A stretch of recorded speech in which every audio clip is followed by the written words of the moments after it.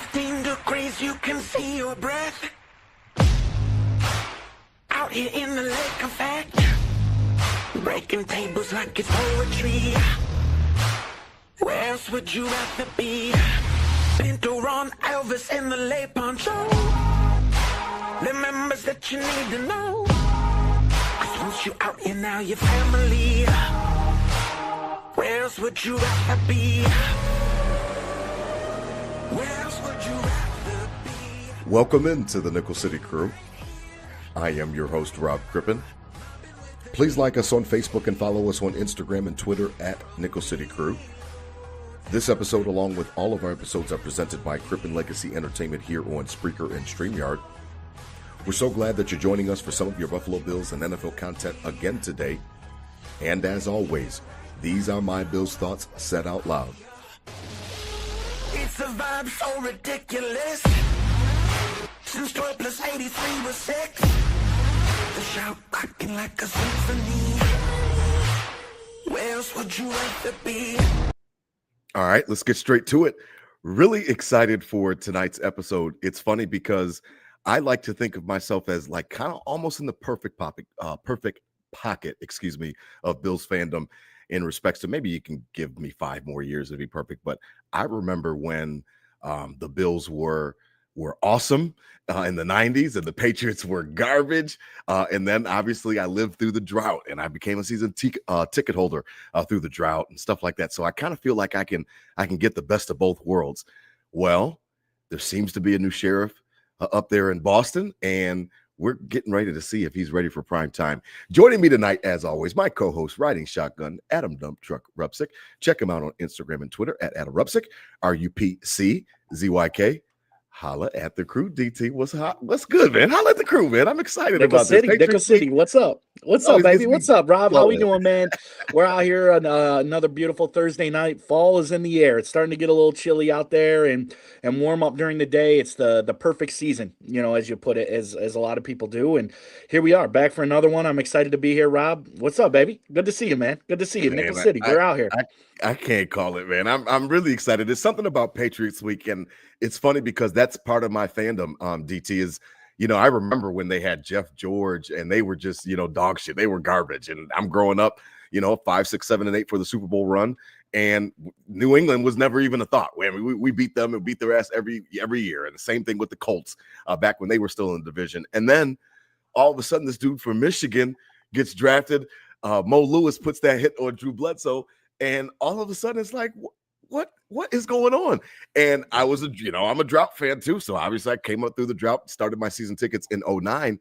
And I remember, DT, just driving up for these games and like just a hoping and a wishing and a praying. And I'm frying turkeys in the lot. And, you and I became great friends and during the tailgates and stuff like that in the grass lots. And like, it was just crazy because I didn't expect to win.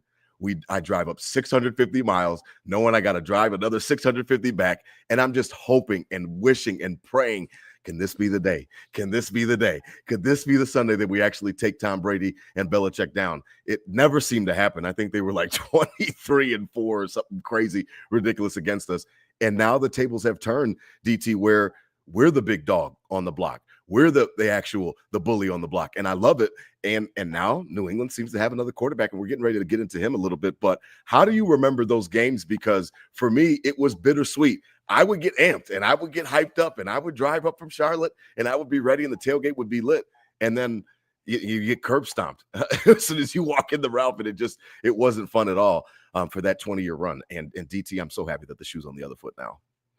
It's a good thing, right? I mean, truthfully, my best memories about, especially when it comes to the Patriots in the drought, were not ever going to a game. I mean, the games I went to, they got stomped out. They got crushed. So those weren't the best memories. Obviously, the tailgate and everything was fun, but some of the best memories were obviously some of the big wins, some of the only wins we had during that time.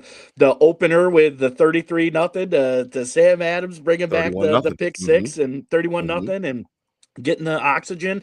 And I remember being in college at Oswego State and thought, doing my journalism thing. And I had my own radio show on Sundays called the Triangle Offense on the Oswego radio, WNYO I like 88.9, it. Look at tuning that. in up there in central New York and Oswego. And I had my own radio show, Triangle Offense.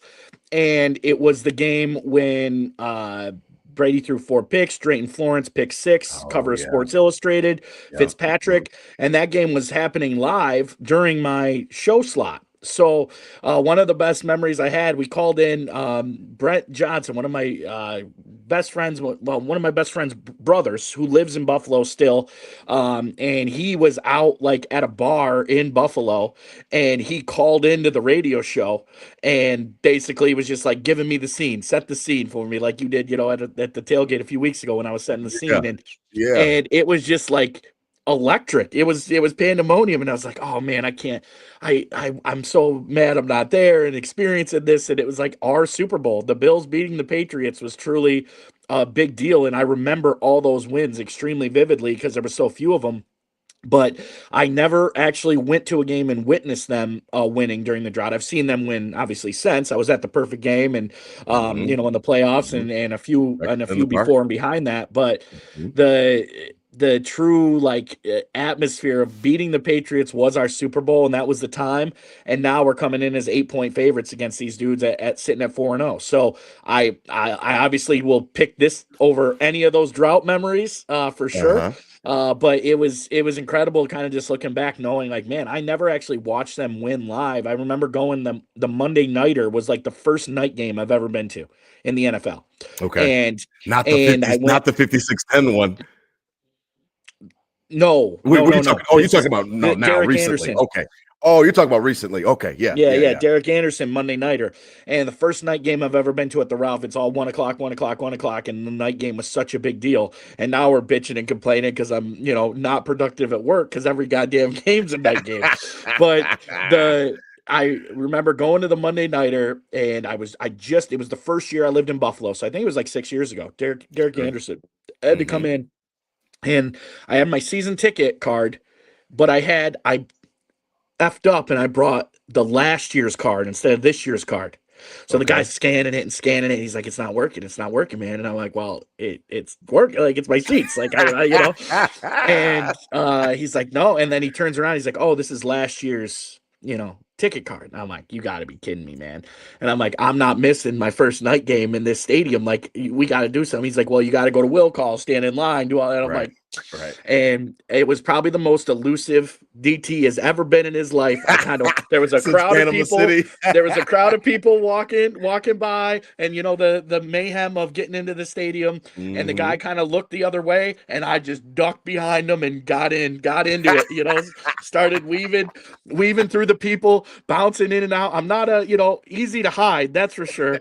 And I was bobbing and weaving and snuck into that. I didn't really sneak in. I had the ticket. I just I brought the know. wrong one, right? So I knew my Yeah. seat would be available. It wasn't anything like that, but I just had to evade security and get through that. So I remember I love literally it. sneaking in behind the security guard and just bobbing and weaving through the crowd, running all the way to my seat, looking over my shoulder, and then still paranoid that they were going to come get me in my seat. But they let me watch. They let me watch. And I don't know, what did we score? Like 9 points that game or something. Yeah. It was a Yeah. brutal effort and a tough one to see. But yeah, some the memories were the wins, and there were a few of them, and everything else was just kind of blended together. It's the Pats week. We'll get up for it and screw Tom Brady and Yeah. walk out of there with a loss. Yeah, I mean, yeah, and that's funny that you say it like that because that's exactly my existence was driving up and like I said, just hoping and wishing that we would get that win and getting amped up on Sunday, going out there, getting out there nice and early at the tailgate, and like, but you always knew in the back of your mind, like, man, this dude across the way is just he's a bad MF, and like I don't know if we can get it done. And you never had the team, you never had the horses that Belichick had, and whether it was on defense or offense, you never had the same type of horses that they did. So it's awesome this existence now with the shoe on the other foot. Let's get into it tonight, DT, a little bit about how the shoe is on the other foot. The Bills quickly over the New Orleans Saints 31-19 last week at the Ralph, a rare 1 o'clock game that DT is talking about and referencing. DT, for me, quickly on it, because I do want to talk Pats tonight.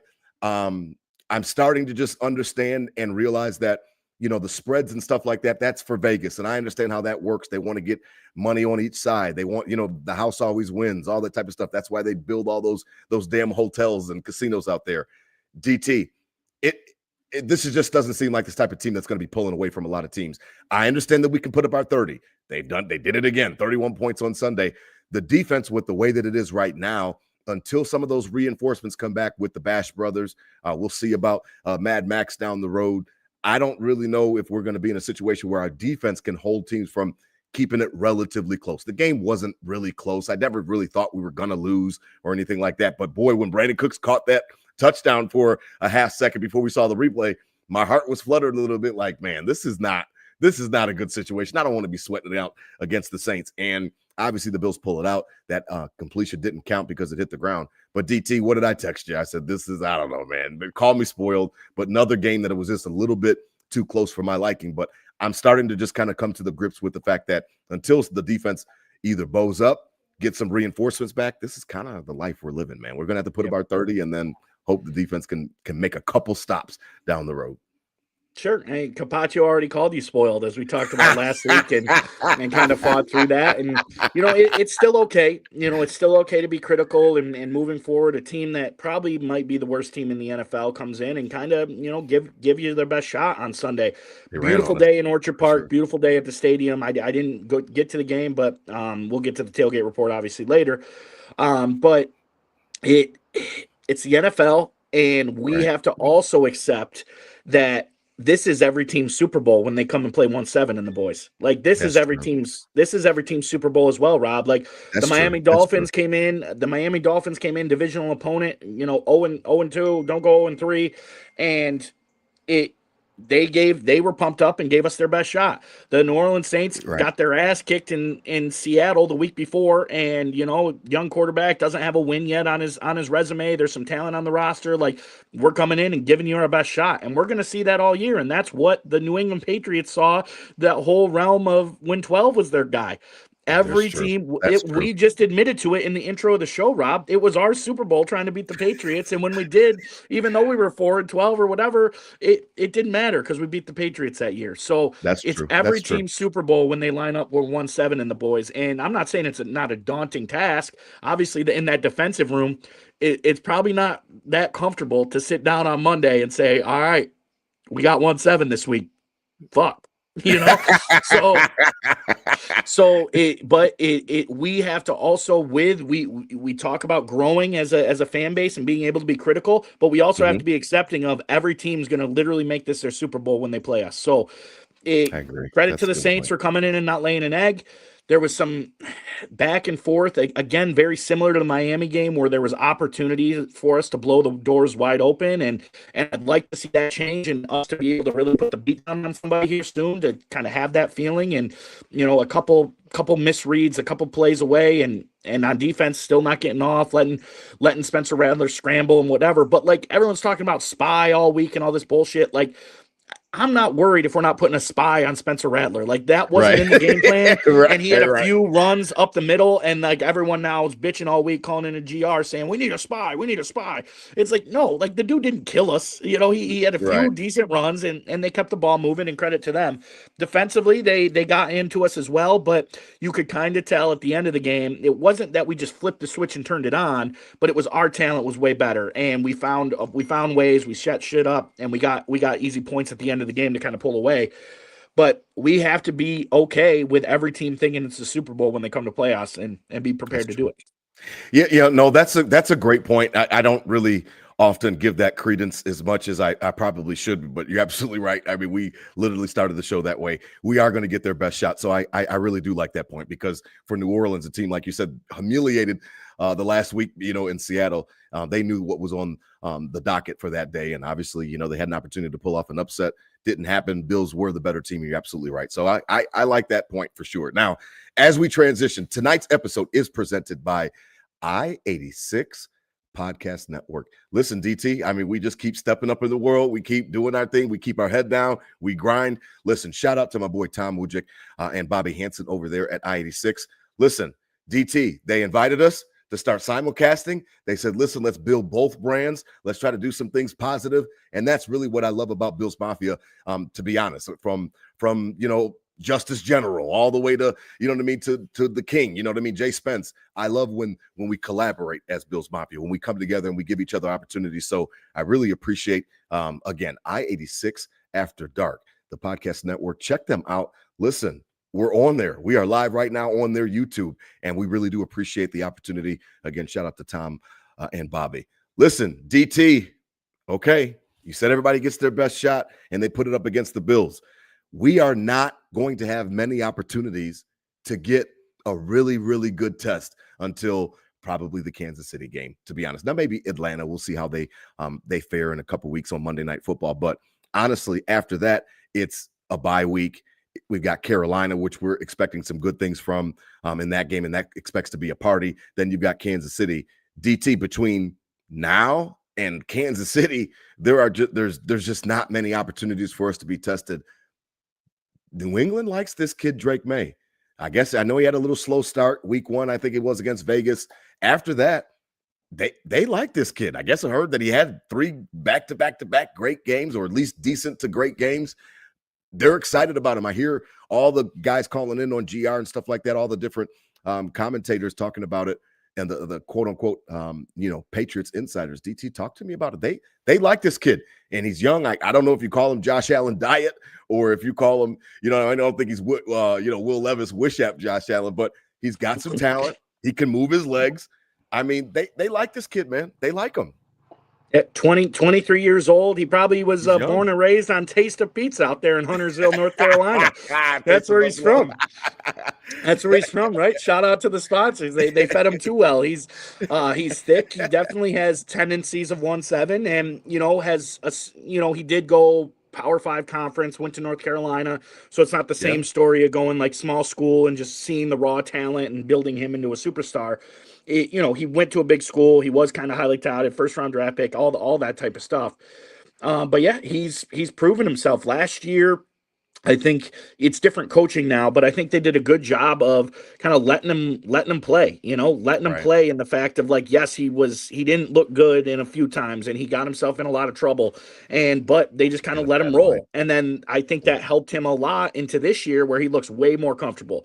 They invested a lot into this team. I think Mike Vrabel's obviously a lot better coach, and they've put the players around him. They put the players around him to really, make plays and make him look a lot better. And he's showing a lot of comfortability. And I think, yes, he is going to be a problem here coming up. We just have to, know that he's never going to be 1.7, and we'll always have the edge when it comes to that. But credit to the Patriots organization. And I erase that last 5 seconds. I can't be ever saying that out loud again. I can't believe you said that.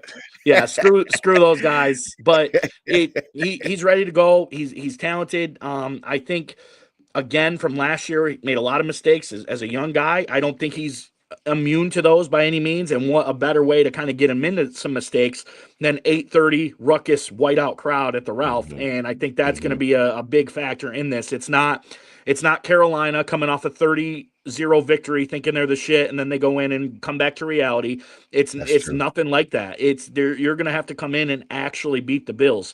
The Bills aren't going to beat themselves at home in this situation. So a lot on his plate in front of them, but credit to the kid for getting out there and slinging it. 23 years old. I know Josh Allen was 23 at one point, and we were like, oh, that's our quarterback, 23. He's making plays. But it's just like, man, as I get older now, hearing 23 years old, like, and this kid's going to come in at 8:30 and make plays, it's like, I got to see it to believe it. I got to see it to believe it. Yeah, I mean, it is going to be a crazy atmosphere, and we'll talk about that as we wrap up the show tonight with the Tailgate Report and stuff like that. But, I mean, listen, first ever whiteout. We're copying Penn State, got those rivalry jerseys, the icy ones coming out on Sunday night. The crowd's going to be electric. You already know how that works. I mean, it's the last season at the Ralph, so everybody's going to be full throttle. Division rival. DT, here's my only thing that listen, I'm not going to be surprised if they keep this game close. I'm not even going to be surprised if they beat us because of the fact of the defense, and we'll talk about that and touch on that in a second. My big thing is that I don't want him to have anything easy. How about that? If there's anything that he gets on Sunday night because of his talent, his arm strength, his ability to move around the pocket and escape.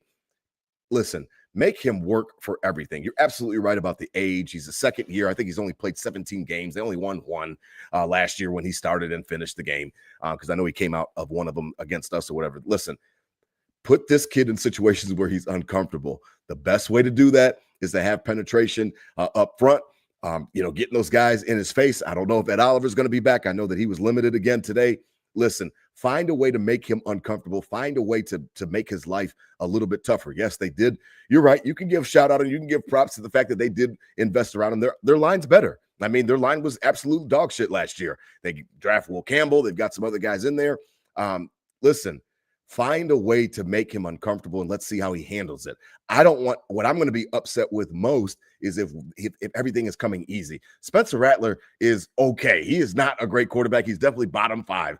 He got some easy stuff on Sunday. Not everything was easy, but he did get some easy stuff. You absolutely pointed out right. But DT, it's going to piss me off if I'm watching him run around, escape the pocket, different things like that. No, gap integrity, and he's just doing what he wants to do. Or flip side, they just run it down our throats because of the fact, they saw that the Saints did it. They saw that, the Dolphins were able to do it. They saw what the Baltimore was able to do, and they just run the ball on us all damn game. I'm not going to like either one of those, because running the ball, all that does is keep the game closer. All that does is give them ball control. Find a way to stop the run on Sunday and find a way to affect the quarterback. I know it sounds cheesy and corny, but that really is the recipe for most successful defenses, DT, is find a way to affect the quarterback, stop the run, make them one-dimensional, and just don't give up easy shit. I don't think last week we took a threat of Spencer Rattler. I don't think that was in the game plan at all. No, I think everything else was gauged to let the quarterback do whatever he wants and we'll guard everything else. And I think this week that tone changes a little bit. I think we're taking May a lot more seriously than Spencer Rattler. I think in the game plan, that will be a situation where we focus on him and take 10 out of the game in all aspects. This team has shown they kind of figured out their run game a little last week. The rookie Henderson had a lot more carries. Stevenson's a good back as well. They paid him a lot of money to be their feature back, and they still drafted Henderson, and he kind of figured it out last week. But they also they are very prone to mistakes. Against the Steelers, they have 5 turnovers? Yeah, it was wild to watch. Yeah. 5 turnovers, and the Steelers just beat them by 1 touchdown. So yes, they're figuring it out, but I think our game plan is a lot more serious and catered right directly to 10 and shutting him down and making other players beat us. Okay, let him run the ball, but 10's not going to get in a rhythm. 10's not going to beat us with his feet. He's not going to find his receivers. He's not going to find Stephon Diggs.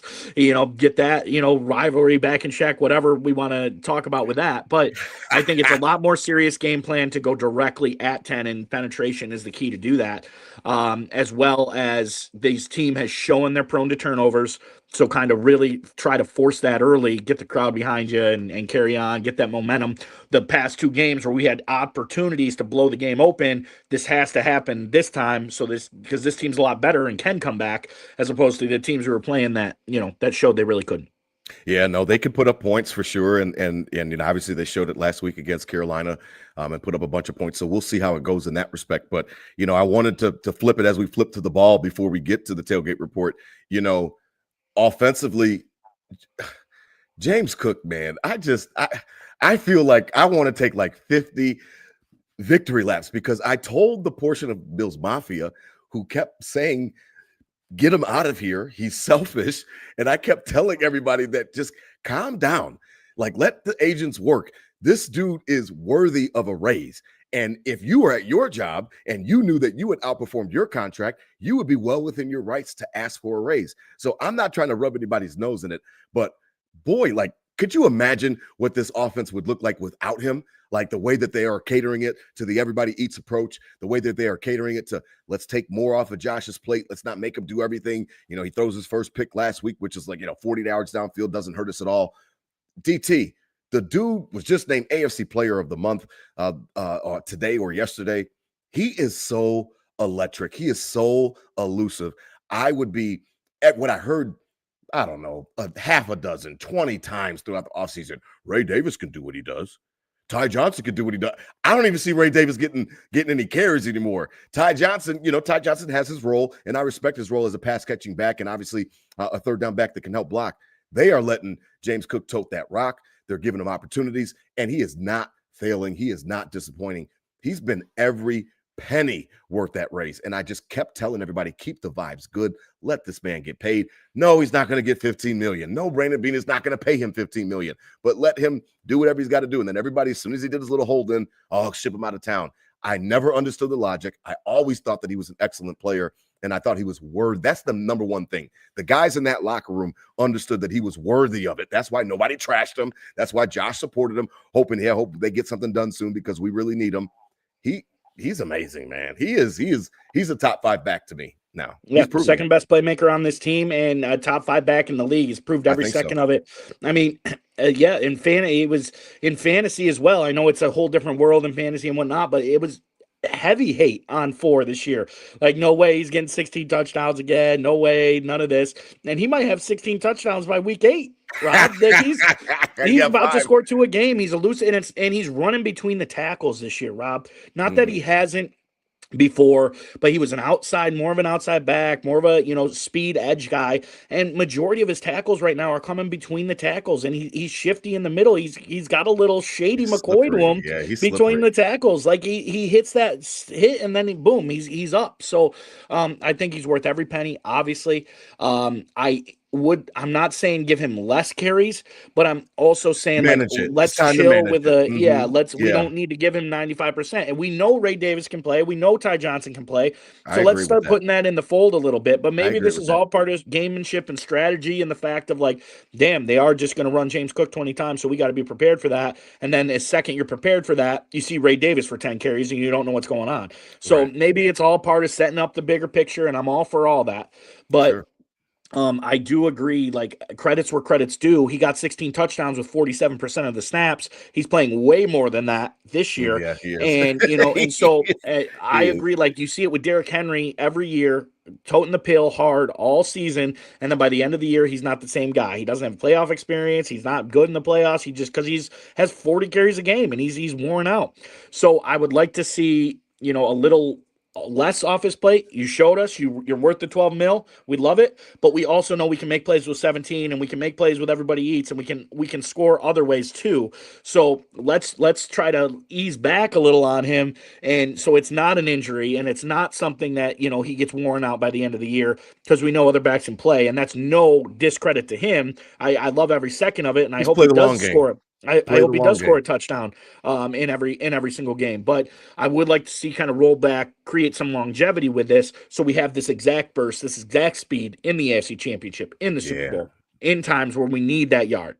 No, I'm with you on that for sure. I mean, if Joe Brady was trying to make a point, or whatever the case may be, that this guy could be a feature back, then I'm definitely I'm all for going ahead on and just slowing everything down a little bit and not really running him into the ground as we kind of come into this, little softer portion of the schedule as we approach the bye week. And then after that with Carolina. Now, as we begin to transition again, tonight's episode is also presented by Taste of Buffalo Pizzeria that DT talked about earlier. Yes, Drake May is from Huntersville. That's right here in Huntersville, North Carolina, right here in Charlotte, where I am. Listen, if you are missing your food, if you are Western New Yorker and you are down here in Charlotte, check out my girl, Jen Pataglia, and her family. Taste of Buffalo Pizzeria in Huntersville. They've got all of the authentic style pizza. They are from Buffalo, Depew area.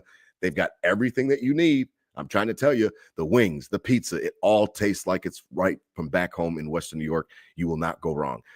DT, as we begin to wrap up on this game, I already kind of said it. I'm not concerned that we are going to lose, but I do see a path for them winning. I couldn't see a path for the Saints winning. I could barely just barely see Miami winning.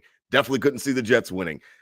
It was week 1, so anything can happen in week 1 for Baltimore, and obviously Baltimore is a whole different beast. For this game, it's Sunday night at the Ralph.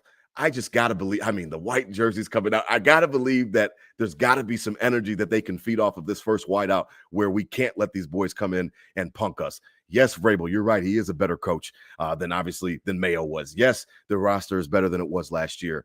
the Bills got to take care of business. Don't get punked on rivalry night where you were releasing your jerseys. Listen, take care of business somehow. This young kid is going to be here to stay. He probably already is the second best quarterback in the division because Tua looks like he's on the decline. Don't give him any easy shit. Don't let them come into the Ralph and get a win. I will be mad. As much as I could see it possibly happening, I'll be mad as a rattlesnake, man. Don't let them punk us, man, on rivalry night. Well, I'll ask you, Rob, who will be more mad, you or somebody that spent $170 on one of these rivalry jerseys, and they're only wearing them for one game, and if they lose in that game, you have that jersey for $180, and that's the one game they lost in the season. So yeah, I think a lot of people would be mad. Obviously, it's the goal, the number one goal of getting that one seed, and that's what we have to do. That's the one thing we haven't done, and there's nothing that sets up better for us in the previous years of Josh Allen's tenure than this year to get that one seed. So I think that's the goal. That's right. It's the divisional matchup. It's even if you drop one on the road to them later in the year, get this one. Like the Sunday night ball, white out. It's going to be awesome in there. I'm jealous. I'm not going, and we'll get into that. And it's going to be loud, and the jerseys are sick. I played in Madden. I played this game in Madden last night at the Batch Pad. Nice. And did the jerseys, and they do look clean. They do look nice. So it's going to be a great, visual feature. But at the end of the day, it's primetime ball, and Josh Allen's at the helm, And so, yes, this team is a little spicy, and I think we're building this team up maybe a little more than usual. The Patriots, I'm saying. I think we're building the Patriots up a little more than usual because we're kind of longing for somebody to be a worthy opponent, right? We need somebody to be a worthy opponent, and the Dolphins were wrote off quick. The Saints had no chance. The Jets were blah. The Ravens were, and we came back and beat them, and it was wild. So this is our first worthy opponent, if you will. And I think the Mafia, we're kind of juicing that up probably a little more than reality really says it is. And I think we're going to see that on Sunday night. This is maybe the most least expected blowout, and this might be the one they put up 45 and we're out of there quickly. So I'm hoping for that, for the sake of all these kids with $180 shiny bill on their shoulder. Get them the win so they can keep wearing that jersey to school, and it's not a waste. And I think we're cramping this opponent up a little higher than they really deserve to be. They're worthy. They're fine. Drake May's good, but I think it's a little cranked up more than usual. 17's a primetime killer, and we're going to go in there in this whiteout and hopefully make it happen. All right. I like that. I definitely didn't expect that last statement about maybe just blowing their doors off. I mean, but hey, I'm always down for it. I mean, like I said, I can't get enough of after that 20-year run. I always love and seeing the Patriots go down. Now, final thing, we're getting ready to get to the Nickel City Crew, tailgate report. DT, you already know, I have the stamina. I don't have any problem, and I rather enjoy now boxing and sparring on Twitter. I have heard some weird stuff. I'm not going to call anybody out or anything like that. There's this one dude that I went back and forth with for the last about day or so who's just got horrible takes. Number 14 is back in the building. Okay. Now listen, me personally, and I'm a little bit different. If I was at the Ralph on Sunday, I'd clap and I'd cheer for him. The reason, but when they on the come out or whatever they're doing now, there's not hockey. They're probably not doing a tribute video or anything like that. Although that would be classy, but I doubt that they do something like that. Listen, I understand that he plays for that other team. I understand that he is no longer a Buffalo Bill. However, he was my favorite Buffalo Bill when he was here. There's an argument, DT, over a 4-year stretch. There's an argument that he's the greatest wide receiver in Bill's history. That's over Andre, over Molds, over Lofton, over I mean, hey, listen, the stats. Now, I'm not saying that he doesn't have the career longevity, but a 4-year stretch, you can't find me better stats. Stevie John, you can't find me better stats. What I would love to see and what I don't expect to see based on what I'm reading on Twitter, they are ready to boo this dude. They are ready. It's like Jack Eichel all over again. I don't get it. I don't understand that energy. Maybe it's me. I never really understood the whole Jack Eichel thing because, I mean, we were losers and we kept losing. So why would you not expect a young kid to eventually get frustrated and want to leave and go somewhere and compete? Diggs is obviously not a situation like Jack Eichel, but the Mafia seems ready, DT, to let this dude hear it. I expect it on every catch that he catches and stuff like that. Can you explain to me why that is? Why do people hate him so much or dislike him? I don't even like using the word hate, but there seems to be a vitriol for this dude, and he was amazing. And all of the ones talking shit about him, you all were cheering for him on Sundays when he's hooking up with 17. I don't get it, man. I don't get it. We have 17. Yeah, we won the I think divorce. it's just the nature of the game, Rob. It's the nature of the game, and it's somebody that was painted as the villain, and it was something that I think we, as a fan base, wanted to feel better about. Why are we not getting over the hump? Why are we not getting that Super Bowl? And that was an easy scapegoat, if you will. And it boiled up enough to where he legit got shipped out of town. But I agree with you, Rob. You cannot deny the success he had while he was here. We've talked about it numerous times of the miseducation of Stephon Diggs, where he just wanted to win. And maybe, who knows if we were wrong or right in that. But the intensity is what we were talking about. The intensity is what this team lacked and what we needed. And he brought that. If he did it the right way, we don't know. Obviously, that's all internal. We don't go to work with him. We don't go to work. Who cares? But the actual production, like you said, the stats are undeniable. I mean, he had the 4-year stretch. He had over 1,000 yards every single year he played for the Buffalo Bills. Was he great in the playoffs? Not necessarily, but the games he was getting locked up and double, triple teamed, Gabe Davis had 4 touchdowns in the 13-second game. Like his being good led him to be locked up in the playoffs, leading other people to have success. And you have to accept that. The drop in Kansas City, everyone wants to get back to that one, yada, yada, yada. But I think there's a lot of other factors. You can't deny the success he had while he was here. You can't deny that 17 is who he is today, because he had a guy he could throw the ball to and he knew it was going to come down with a catch. So I have no qualms with Diggs. What's he wearing? 1 now? Is he 1 on the Patriots? He's 8. Yeah, 8. Number 8. All right. So 8. The last time 8 was in the building, he came in and lost the game, but we gave us a run in week 1 in Lamar Jackson. So I don't have no qualms with 8. 8. He's gonna get booed. That's gonna happen, and I hope it relates to kind of like, okay, it's the intensity of the game, and we boo him, and it doesn't even matter because we're up so big late. It doesn't, even if he does get a few catches in the fourth quarter, who cares? But I don't think you can honestly say like it's okay to boo him in the in the heat of the moment. Ticket. You do what you want to do. You pay your ticket. Do your thing, and if it leads to the intensity and leads to a ruckus, volatile atmosphere, I'm all for that. I don't want teams to come in here and be comfortable. I don't want teams to come in here and have a good time. So if it's booing Stephon Diggs and it gets him all worked up and everyone's like, oh, damn, Diggs, and everyone's booing, screw it. Let's boo the guy. But you can't deny the success he had when he was with us. And I appreciate all that success. As I gear up for a great wedding weekend coming up and with Kai and Paige, and they're diehard Vikings fans, and a great story of like in their early part of the relationship, we came down to Charlotte, and Stephon Diggs was traded from the Vikings to the Bills, and how big that was, and what a crazy environment. And then he comes in and instantly starts having success.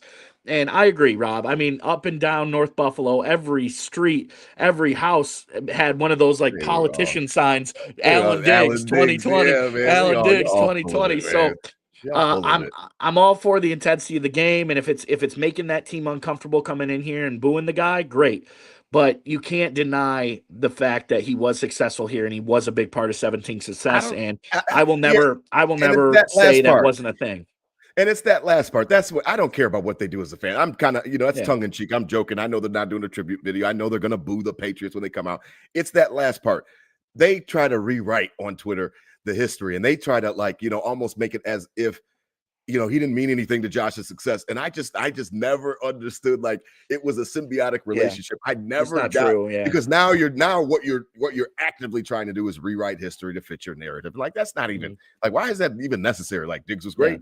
Allen was great. Was Allen as great as he was before Diggs got here? No. And did he become a better player after Diggs got here? Yes. And what same thing was Diggs is great of a wide receiver. I think he was a great wide receiver. Didn't have the opportunities. And then he comes here, gets away from Thielen, gets away from Zimmer, who's running the ball all the time. And all of a sudden he rocket ships off. Yeah. I think that it was just perfectly symbiotic. I think that they both helped each other. You guys remember the Sports Illustrated cover. You guys, like DT said, remember the stuff with the Alan Diggs poster. So just relax a little bit on Twitter. Stop coming at me. I have the stamina to fight y'all until Sunday. I'm sick of fighting. I gave up on this one dude that had horrible takes, and he's crying for targets. I'm like, Diggs never cried for targets. He was getting all the targets. Like, why would he cry for targets? And why wouldn't you throw to him? Why wouldn't you throw to him, right? Yeah, and force feeding him. I'm like, force feeding him. He's always open. Like, he's a route technician. Like, why would Josh not throw to somebody open? It just doesn't make sense to me.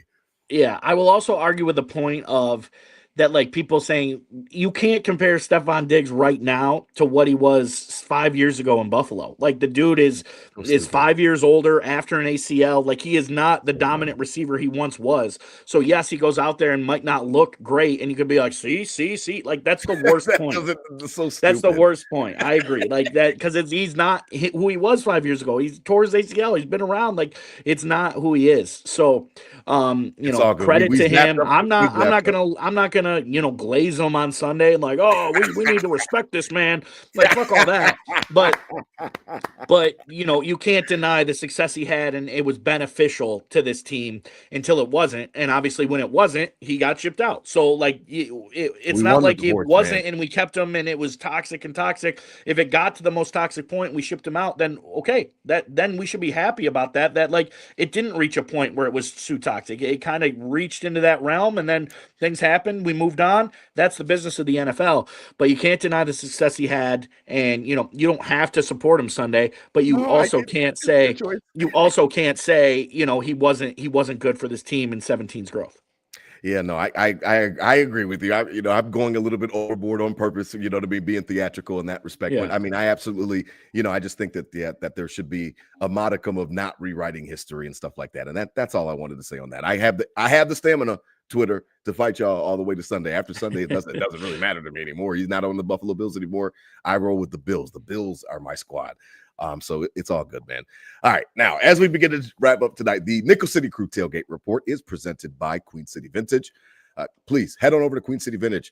Listen, our boy Nick has got a great storefront right there on Elmwood across from 40 Thieves. Check them out. Listen, they've got all the nostalgic Buffalo Bills, Buffalo Sabres, t-shirts, hats. We've been doing our giveaways. We really appreciate you guys being engaging with us. Shout out to our creative director, Olivia Nagel, and all of her work and effort. We've got another shirt for you as well. We're going to announce our winner as well. Listen, head on over to Queen City Vintage. You won't be mad that you did. You're going to be supporting a great store. And like I said, they got some cool drip. Is it DT drip? They've got the cool drip, the kids say. I love it. The drip. DT, last week, it was funny because I'll let you go first because you've you're the mayor. You might as well run against Byron in November. So listen, tell me about what happened on Sunday, what's going on this weekend, because I know as the viewers can tell, you're on location somewhere. Where are you? Talk to me about what's going on this weekend, because I know it's a special one. Okay, yeah. So last weekend, as we've kind of prefaced and got into, October is a wild month for me here coming up. Pretty much every weekend we got something going on till we do the finale. When we come down to Charlotte and get it rolling. But last weekend I was like, all right, I'm gonna lay low. I'm not gonna do anything. I got a big 3 weeks coming up. We're gonna stay out of trouble. Just chill out. Well, that kind of happened, but also kind of didn't happen. So I had my good friends Greg and Mara, they just had their first child about 3 weeks ago. Well, about a month ago now. They live out in Rochester, so they invited me out on Friday. Okay. And I will say this weekend, Rob, is one of the best that we're about to go through. Is probably my best free food run of my life. This was an incredible sequence as we'll break it down. So I go to Rochester last week. I meet the new baby with Greg Mara, beautiful little boy, Bo. Congrats to them, and good luck in fantasy this week. So meet them. We have a nice strip steak, asparagus, baked potato, all on the grill on Friday night. Good, great. Very nice. Saturday, kind of hanging out. Don't really have plans. Just going to come back to Buffalo. My friends Kai and Paige getting married this weekend. They call me and say, "Hey, we got some stuff going on with the wedding. We're getting stuff ready. Like, you mind coming down helping us out?" I say, "I got nothing going. I want to lay low." Perfect. So I whip Rochester to Jamestown. Uh, Okay. Meet up with them, help them with some wedding stuff. I get here, what's going? The Traeger's going. Ooh. We got ribs. What? Like big, like country Yeah. style ribs and Mm-hmm. more strip steak. Okay. So Okay. I come in, we have ribs and strip steak on Saturday night, hanging out, watch the Penn State whiteout game, watch Mm-hmm. Bama, Georgia, just kind of laid low. Right. Sunday, Vikings, 9:30 a.m. Paige and Kai, big Vikings Eggs and fans. eggs. Yeah, We eggs go and over eggs. to Kai's parents, Jeff and Ann's, right up the street here. They have a full brunch spread, a beautiful Bloody Mary bar. I mean, Ooh. I should Celery put the stick, video, yeah, bacon, all like, that. oh, Yeah. the big shrimp. It took me 3 bites to get through a shrimp, Bob. I've never had to take 3 bites to get through a shrimp. I love it. I love it. A good spread there. Watch Vikings. Vikings lost, unfortunate game, but then all of a sudden it was 1 o'clock. 1 o'clock rolls around. Buffalo Bills. Bills, Bills time. outside TV, perfect fall day. It was an awesome time out there. They have a great setup over at Cheney Road. Shout out Jeff and Ann.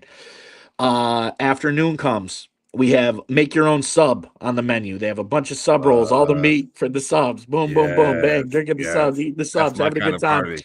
Yep. And then I feel bad about this, but with all the excitement and emotion, I did not tell my mother I was in town. So, Oh, you're not supposed to say that on the show. well, no, so I'm she just finds teasing. out. So Shelly finds out I'm in town and insists they're having friends over Sunday night. Insist I stop by, say hello. What happens? I get to my parents Sunday night. I roll in. My dad's out at the Traeger. We got we got 3 racks of baby backs. So I went You just kept walking in the gold all damn weekend. You lucky dog. strip steak, brunch, subs, spare ribs, pork shoulder, baby Oh back my ribs, God. all just on the weekend. My low key weekend turned into a meat extravaganza. And I was supposed to come home Sunday night, and I was on my parents' couch. I was like, I can't leave. I gotta stay. So that led into this week, and I said veggies and water all week, man. Before the wedding, I gotta fit into my tux now this weekend, Oh man. my God. So it was a low key weekend, but a very good one. Surrounded by the true inner circle. Ate That's well. what's up. Enjoyed the Bills' victory, and it's all teeing up for this one. It's all teeing up Mhm. for this one. The biggest weekend thus far, biggest game day thus far. Paige and Kai's wedding, coming Congratulations. up on Yes. Saturday. So I'm down there at their house now doing the pod, and we're off and running. The itinerary's full from 8 a.m. tomorrow until they literally say I do. So really That's what's up. excited for it. That's what's up. It's going to be a really good one. Our full week's plan. I can't wait for the tailgate report next week to kind of go through everything, because we got a whole plan for what the game day looks like. And the Vikings play at 9:30 again, so we Right. got Yeah. a kegs and eggs back to back weeks, and the accommodations are going to be great for it. We stayed an extra day in the condo we're staying in, but we'll get into all that next week. I wish them good luck. I got my speech ready to go. I was practicing Oh it on yeah. the ride down Right. here, and my Yeah. inflections and the punchlines and trying to get it right. And Yeah. That's a I'm big happy to one. be here. I'm I happy to be forgot here with best them. man. And Yes, best man. You gotta yes, stick sir. that landing. I remember Yes, with sir. my best man, Ace, man. I had to stick the landing for sure. So yeah, absolutely. No Yeah. pressure. So we'll Don't get get into too that next week. But last weekend yeah. was a great, awesome meat weekend. We'll call it DT meat weekend for the Saints game. And we'll see what happens this weekend. Man, that is. I mean, you literally were just walking in the go everywhere you go. You're just finding another $20 in your pocket, finding another $20 in the couch cushion. You just kept walking into blessings all weekend long. That is really awesome, man. DT, down here in Charlotte last week, we had another game. The regular season is now wrapping up for Nate.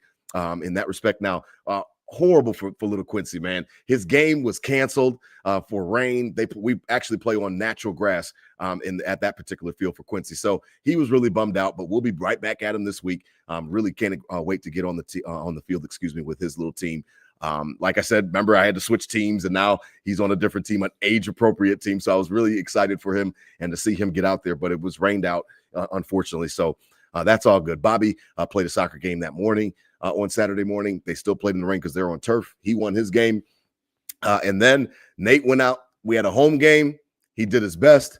You know what I mean? The team is not, I mean, I don't want to trash to 11 years. The team's not that good, but listen, what did I tell you last week? We had a little teaching moment where I told them effort is what I care about. I care about your effort. Not your offensive line, not all the other guys around. What are you doing?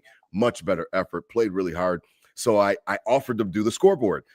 Every week they send out a little volunteer list. So I said, okay, I'll do the scoreboard. I'm sitting there. I got Ivy, and we're up there, and Quincy's there with me. And I look to my right, and I see a microphone, and I'm like, it's like I don't know if it works. I don't go to, you know what I mean? I've never been there before in that respect, so I've never been in that booth. So I grab the mic, I tap it on the thing, and I can hear it. So then I'm like, Quincy, I said, Quincy, head outside real quick, outside of this, and tell me if you can hear me. So and I'm keep tapping the mic. He's like, I can hear you. I was like, okay. So I start, nothing crazy. I'm just 1st and 10 Giants, and 2nd and 10 Giants, you know what I mean, or whatever. So the director of the entire Pee Wee League comes up to the booth or whatever. He's like, you sound really great. I really like it. So I was like, I couldn't tell if he was like fucking with me or something like that. And I'm like, are you being facetious? And he was like, no. He was like, I'd pay you to come here and do this. He was like, you are really good. Then another mom comes up like, you sticking her head in like, you are really good at this. You should do this for a living. I'm like, well, I actually do have a little podcast, but I'd love to. That's my dream. It was being a broadcaster. Long story short, I did the little thing for them, so I'm going to do it again this Sunday. So this Saturday, there you go. Like, listen, man, I'll just do all the games for Nate for the rest of the season that are home games. So it was cool because it brought back memories. I mean, I used to do the Star Point football games back when I was a kid. It just brought back memories and stuff, and it was totally innocent. I just grabbed the mic because I saw it there, and I was like, does this thing work? And is this on? I'm like, Quincy, go check. And it was on. So we're just 1st down Giants, and, penalty on the play, shit like that. And like the crowd loved it. It added a little something to the game. So I was like, let's go. I'll keep doing it then. You know what I mean? If they like it. So that was really funny. This weekend, Michaels. Yeah. Listen, man, I'm totally organic. It wasn't like I was seeking out attention or something like that. I was sitting there doing the clock, and then it's just in me, man. I love broadcasting. So that was the funny story. We watched the game. Listen, Sunday, man, it was slow motion. I told you at 1:00. What did I tell you? I was worried about Ivy, and I'm like, how am I going to do this? Talk about a trooper. I mean, she was ready to go. She took an early morning nap. Then she took one like around 3rd quarter. I mean, she was with all. I mean, I had all my kings and her as well, my princess, and I mean, it was all good, man. We had a great time watching the game, eating. Quincy's mother cooked like Alfredo, so I mean, all the kids are eating and they're having a great time. And Ivy had a great time too. So it was really, really sweet this weekend. I really enjoyed being able to watch the game with her and my kings, and yeah, I mean, we got the win. It wasn't too stressful, so we enjoyed it, man. But DT, it was right on, you see me at the game. It was funny as hell, man. It was funny, man. Right.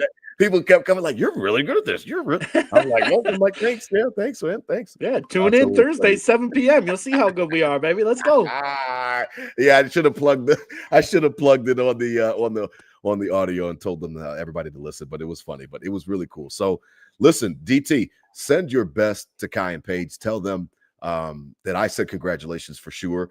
Marriage it's a beautiful thing. If you're doing it for the right reasons, everything that I've heard from you guys, from you, is that they're doing it for the right reasons. So as long as they're doing it for the right reasons, congratulations. I wish them nothing but the best and success. DT, I mean, stick the landing, okay, on this. We'll check in with you next week on the Tailgate Report. Stick that landing, best man. It's a big responsibility. I know sometimes we can joke about it, but stick the landing. Just stick the landing. That's it. Stick the landing, because it is going to be something that they'll always remember. Yes, sir. Yes, sir. I love these two. They mean so much to me, and so I've taken it very seriously, and put in the prep, done the preparation, done my training camp. I'm not going in unprepared. But you never know when when the lights are on, you pick that microphone up. I'm not worried about not being able to deliver. I'm just worried about, my emotion of, because I truly do love these two. Like, they're my best friends in the world. And I've seen this, this relationship from day one to, to literally this wedding. And it's a beautiful thing. So I love them with all my heart. And I will be giving them 110%, being the MVP as the best man and letting them have a great day. So really looking forward to it. And Nickel City Crew, I will stick it, because it means a lot. And I don't mess around when things like this happen. So thank you, Rob. All right. Well, listen, out there, enjoy the game. I mean, whiteout Listen, I can't imagine what that scene is going to look like on TV. Should be really cool. You got your white, got your jerseys on. Like DT said, those expensive jerseys, but they'll be out there in force. Really, really excited for just to see the aesthetics of it. I'm really excited to see the aesthetics. Who's here? Well, we got the bride and groom right here. What? We got the bride and groom right Crew. here. There we go. Nickel City Crew. Kyle and Paige. How we doing, Rob? There we go. What's up? Touchdown. Hey, T minus what? 40 hours? Hey, Rob. He's riding shotgun in my car this weekend, baby. That's what I mean. I love it. Hey. My co-host riding shotgun with his best buddy, man. Listen, congratulations. I don't know if you heard me, but congratulations to you and your beautiful bride. Have a blast. Have a blast out there, man, for sure. Oh, DT, listen, out there, Nickel City Crew, enjoy the game on Sunday night. Enjoy the weekend out there as well. I think that the weather is going to be good back in Buff. So listen, out there. Yeah, man, enjoy the weekend out there. Be safe out there. And listen, Sunday night, you get a chance to watch your team, the best quarterback in the world, do his thing. I think he's going to put on a show. I mean, he in primetime, Josh, he's always showing up in these occasions. He's always showing out. I really do think the Bills are going to get a win. I would be shocked. I won't be shocked if we lose, but I really don't expect it. I don't see it. I think the Bills take care of business. The whiteout, the icy whites, Sunday night, NBC. Check us out, 8:30 on NBC if you're not at the Ralph. DT, I'm excited, man. You have a big weekend up, but I'm excited for you as well, man. Enjoy all of the festivities and also obviously enjoy the game when you get around to watching it Sunday night, okay? All right, Rob. Thank you, man. Rick Ross said it best. These motherfuckers mad that I'm icy. I love it. Listen out there. Spread love, not hate. These were my Bills thoughts said out loud. Hit them with a Go Bills, DT. Go Bills. 5-0. Go Bills. I love it.